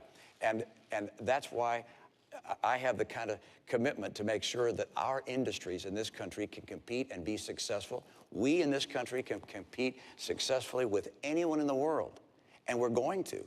We're going to have a president, however, that doesn't think that somehow the government investing in car companies like Tesla and Fisker, making electric battery cars. This is not research, Mr. President. These are the government investing in companies, investing in Solyndra. This is a company. This isn't basic research. I want to invest in research. Research is great. Providing funding to universities and think tanks, great. But investing in companies, absolutely not. Governor, that's the wrong way to go. the fact of the matter I'm still is, speaking. well, So I want to make sure that we make America more competitive, and that we do those things that make America the most attractive place in the world for entrepreneurs, innovators, businesses to grow. But your investing in companies doesn't do that. In fact, it makes it less likely for them to come here, Governor, because the private sector is not going to invest in a solar company. I'm happy to respond. If you're investing government money in someone else's. Look, I think anybody out there can check the record. Governor Romney, you keep on trying to airbrush history here. You were very clear that you would not provide government assistance to the U.S. auto companies, even if they went through bankruptcy. You said that they could get it in the private marketplace. That wasn't true. They would have gone through a liquid. You're wrong, Mr. President. No, I am not You're wrong. I am not wrong. People can look it up. You're right. People will look it up. Good. But more importantly, it is true that in order for us to be competitive, we're going to have to make some smart choices right now. Cutting our education budget, that's not a smart choice. That will not help us compete with China. Cutting our investments in research and technology, that's not a smart choice. That will not help us compete with China. Bringing down our deficit by adding $7 trillion of tax cuts and military spending that our military is not asking for, before we even get to the debt that we currently have, that is not going to make us more competitive. Those are the kinds of choices that the American people face right now. Having a tax code that rewards companies that are shipping jobs overseas instead of companies that are investing here in the United States, that will not make us more competitive. And the one thing that I'm absolutely clear about is that after a decade in which we saw drift, jobs being shipped overseas, nobody championing American workers and American businesses, we've now begun to make some real progress. What we can't do is go back to the same policies that got us into such difficulty in the first place. That's why we have to move forward and not go back. I could agree more about going forward, but I certainly don't want to go back to the policies of the last 4 years.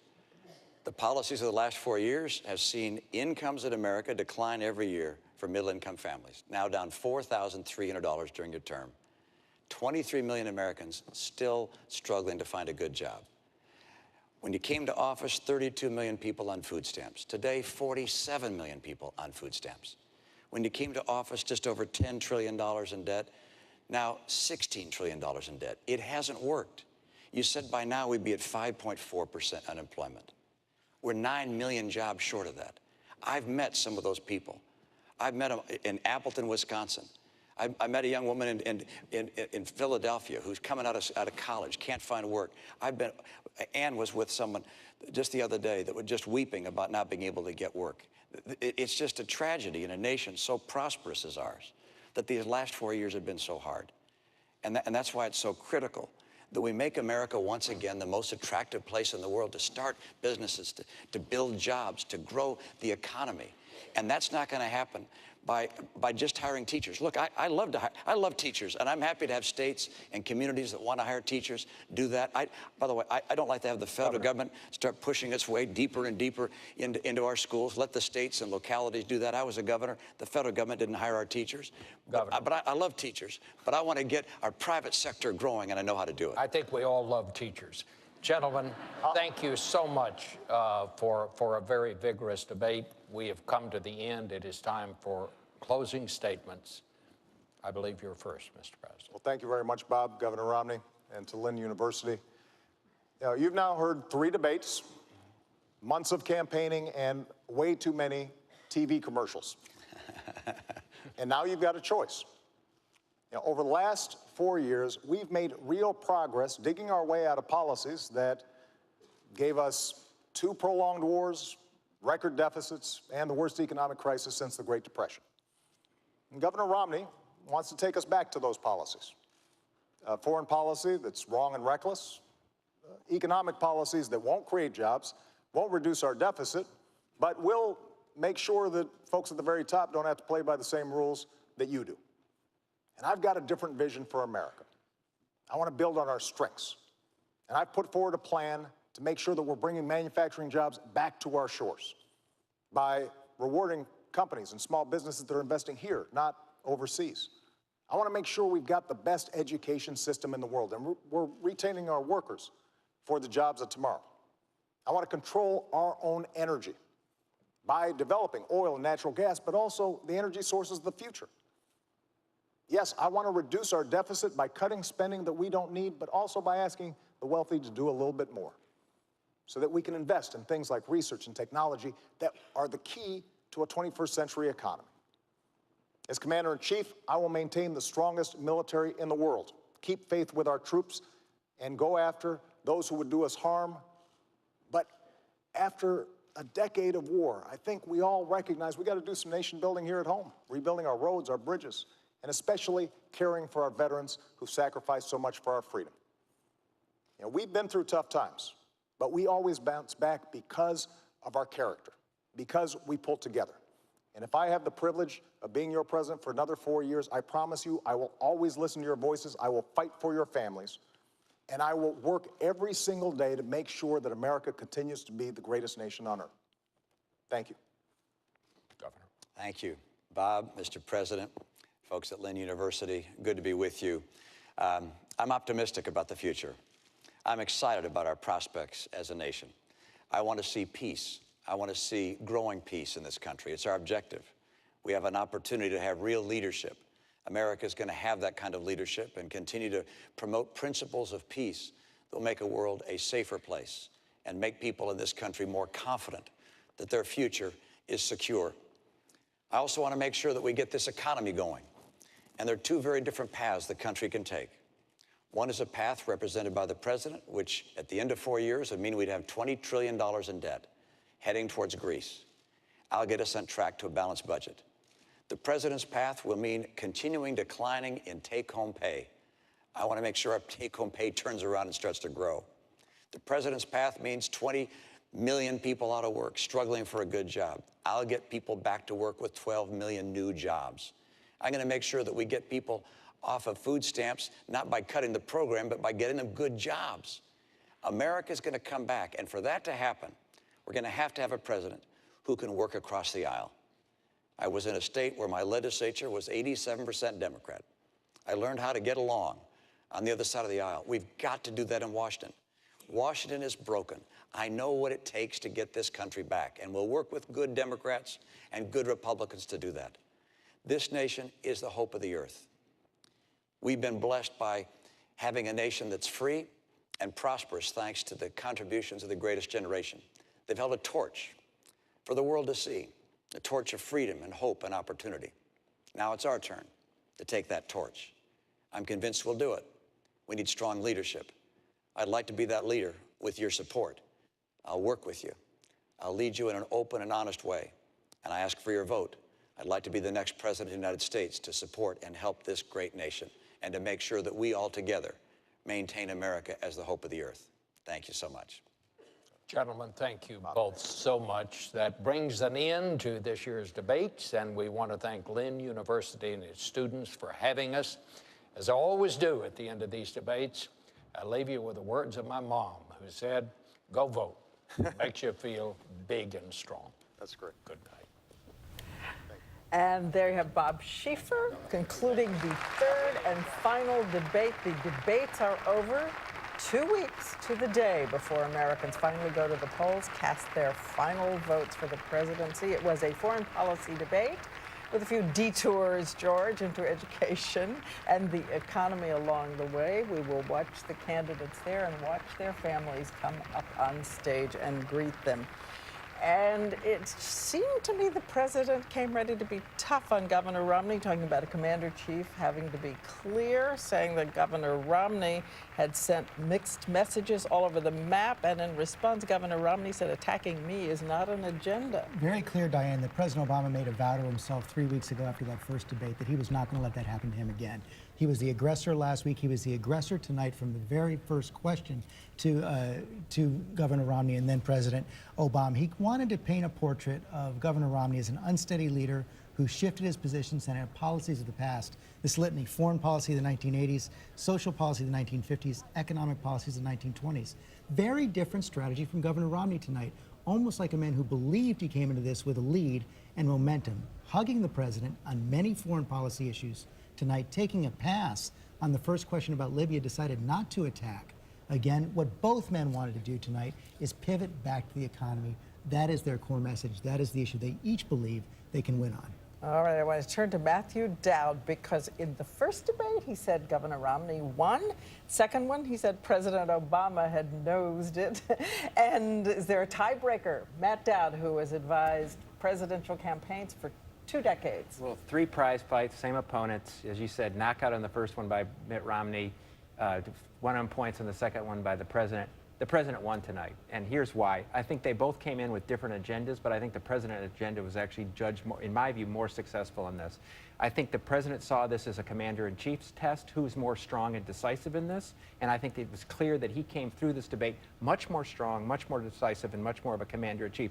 Mitt Romney's goal was to come across as a much more moderate, I'm not going to, declare war on everybody in the world. You can trust me. You can see me as commander-in-chief in a much more sympathetic way or more diplomatic way, interestingly enough. I think he did that well, but for the commander-in-chief strong leader, which is where Mitt Romney gained in that first debate, as George said, where he won big in that, he actually lost that strong leader tonight to the president. So by points, I don't think it changes the race much. It's still a 1 or 2 point race, but he won. So, George, Will, do you agree with that? Did Governor Romney have the wrong strategy tonight?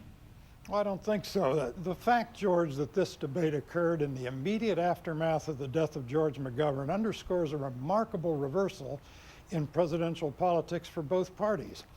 That is, 40 years ago tonight, George McGovern was running on the slogan, "Come Home, America." He then lost 49 states.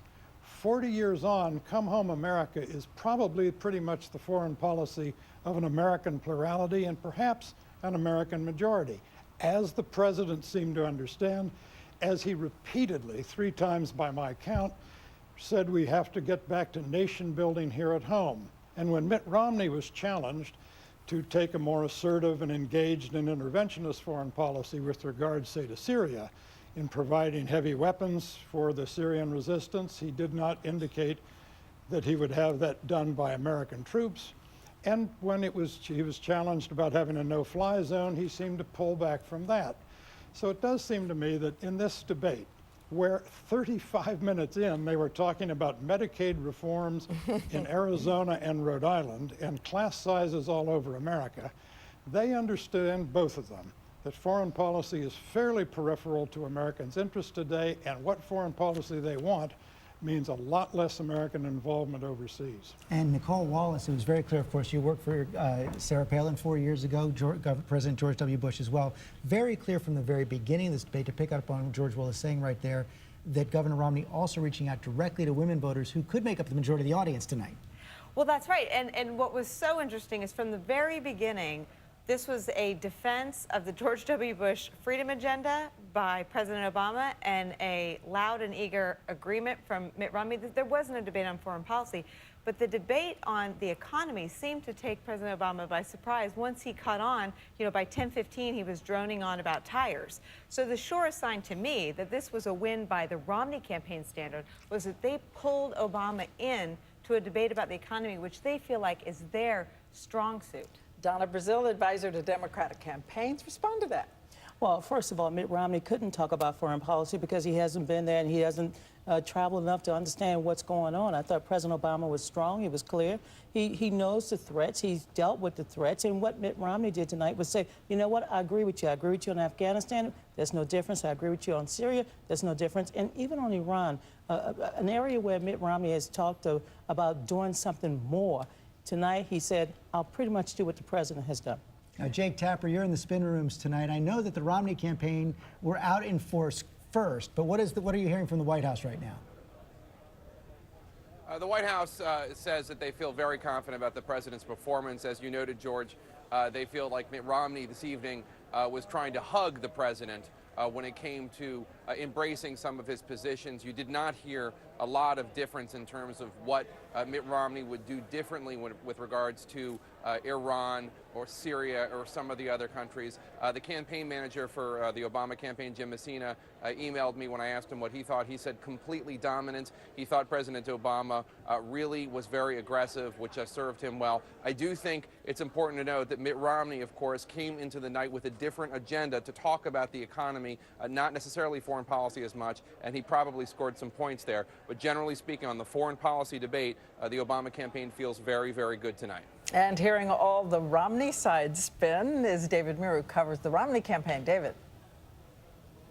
Hey there, Diane. Another objective for Mitt Romney tonight was to come in and try not to stand in the way of the momentum he's seen, in particular from that first debate. The Romney campaign believes that he didn't do anything tonight that would get in the way of that momentum, saying the governor conducted himself in ways that showed that he was in command, that he was thoughtful. In fact, they make the argument that the president looked like he was on the defensive tonight. But if you tuned in tonight for distinctions on foreign policy, when it came to Syria, you heard Governor Romney say, I don't want military in Syria. When it comes to Iran, he said military action should be a last resort. So again, these are policies that sound an awful lot like one another. And I was struck by, just seconds into this debate, we were hearing Governor Romney bring up Osama bin Laden first. We had a suspicion that he would do that, an overture to the president indicating that Governor Romney thought that that was a decision that was well made in this administration. Diane. David Muir, thanks. I want to go to our global affairs anchor, Christian Amanpour. You've been checking with foreign policy experts through the evening. We heard from everybody else here. It seemed like there wasn't all that much of a debate on many of these key foreign policy issues. Is that what the experts heard as well? Well, yes. I mean, look, as we've just enumerated, on all the big issues, whether it be Syria, Iran, Afghanistan, Libya, they barely even talked about, there doesn't seem to be a huge difference. I think that what's really interesting that Bob Schieffer tried to ask President Obama, what would the shape of a deal be if you did have one-on-one talks with Iran? The president just said, it's not going to happen. We're not having those talks. Didn't even push Mitt Romney on whether they would do that. And they both sort of fell in line. Mitt Romney sort of said, well, you know, I'd be tougher on the sanctions and I would indict President Ahmadinejad for genocide incitement. I think a lot of people, certainly out in the world, and by the way, some of these foreign leaders want to know what the United States might do about Syria, because I've spoken to many of them who say, if the U.S. led, we would be tougher in Syria. You know, you can't go around saying Assad's days are numbered and then just let the slaughter continue. So I think a no-fly zone is something many in the region thought would happen, but even Mitt Romney said no. And turning next to our senior foreign affairs correspondent, Martha Raddatz. Martha, you were sitting at that very table, the same table, moderating the vice president's debate. So what did you see? Well, I think what I didn't see was a foreign policy debate, really. We turned so quickly to the economy. We turned so quickly to domestic issues. And the other thing that really surprised me is I didn't hear the term from Mitt Romney, peace through strength, a single time there. He was a different candidate in terms of the way he would approach foreign policy. One thing I did notice with President Obama, look, not everybody looks at it like Christiane and I do, and they're going to all these little policy wonk things. President Obama humanized what he was talking about. He talked a lot about the troops. He talked about the survivors from 9/11. He talked about the people in Israel. So if, in fact, he was going towards the female vote, he probably got their attention with that sort of approach. And there were a lot of ball games going on tonight. So we've been wondering out there how many people are watching. Of course, we'll have all of the tally later. But when we come back, we're going to check in with Jonathan Karl from ABC News and ask what surprised him the most. We'll be back. ABC News live coverage of the final presidential debate will continue in a moment.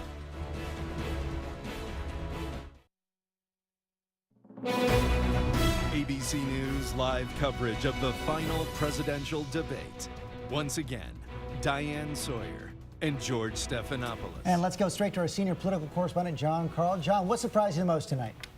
Well, look, what top Romney advisor going into this said that our goal is simply not to screw up. So it didn't surprise me on one hand that he really embraced in many ways the Obama foreign policy agenda, didn't pick big fights. But what surprised me, George, was the degree to which Mitt Romney sounded a little bit like a peacenik.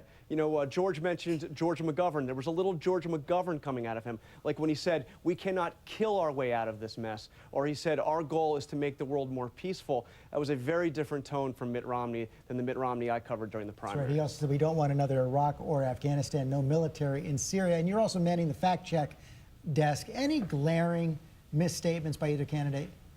Well, there were a couple. One was when Mitt Romney repeated what he said before, that the president went on an apology tour when he became president. We've looked at all those speeches and those first foreign trips. The president didn't apologize for America. He did acknowledge some mistakes that the United States had made, but there's no way you could really call it an apology tour. And then there was one from the president when he said that Mitt Romney just a few weeks ago said he wanted 20,000 troops back in Iraq. That is not true in any way. Back many months ago, Mitt Romney said it was unfortunate that we didn't negotiate an agreement with the Iraqis to have a follow-on force that could be 20,000 or so troops. But he has not recently said that we should send 20,000 troops into Iraq right now. That is not the Romney position currently. Okay, I'm going to take a moment's pause for the Twitter-thon, which I've done at every debate. As we know, Big Bird far and away trounced everything else in the first debate.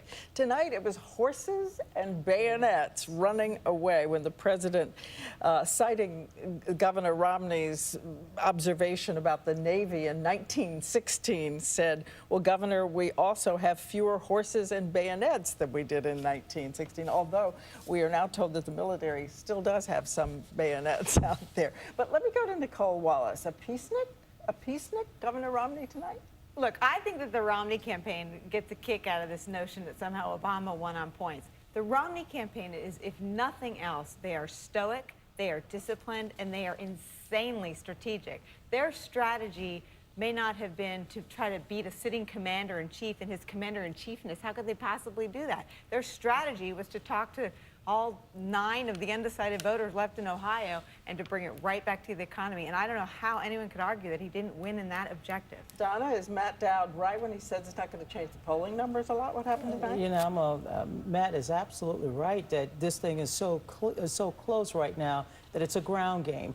Both sides got to go after their base and try to shore them up and get them out to vote. But Barack Obama won tonight because he had a strategy to tell the country that this is a time to have a strong leader in the White House. But Matt, the Romney strategy has been all along, and they have said all along, that if Mitt Romney crosses that threshold of being a credible commander-in-chief after the third debate, you're going to see what happened this year, exactly what happened in 1980, a flood to him at the end, all those undecided voters at the end. On the other hand, there may not be many undecided voters out there. Yeah, well, I think the race that everybody should look at is not 1980, which is what is 2004, because there's many more similarities. In 1980, there was one debate that finally got agreed to.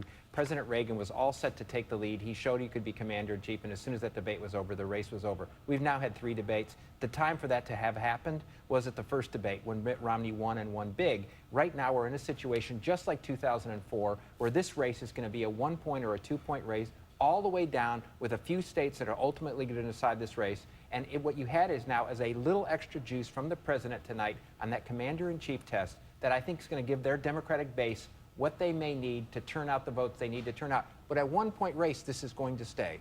So, George Will, do you agree it's not going to change the polling numbers much? I do. Tonight, we saw 2 men who don't really disagree all that much, talking about subjects concerning which the voters don't care all that much. So I would sum this up with a nursery rhyme. The cow kicked Nellie in the belly in the barn.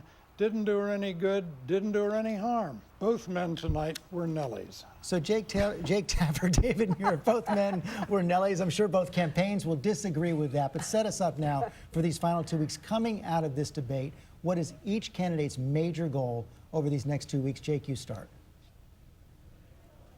Well, their goal is to go to these undecided voters in these few states and make their pitch, their economic pitch. The president has an unbelievably packed schedule. I am sorry to say, because I'll be with him for all of it, going from here in Florida to Ohio, Iowa, Colorado, Nevada, back to Florida, Virginia, Ohio again. And basically, you're going to see the president, and I'm sure Mitt Romney as well, just focusing on these states. They're going to start to fall away. For instance, I would be very surprised if we saw President Obama go to North Carolina more than once in the next 2 weeks. That seems to be a state that is falling into the Romney pile.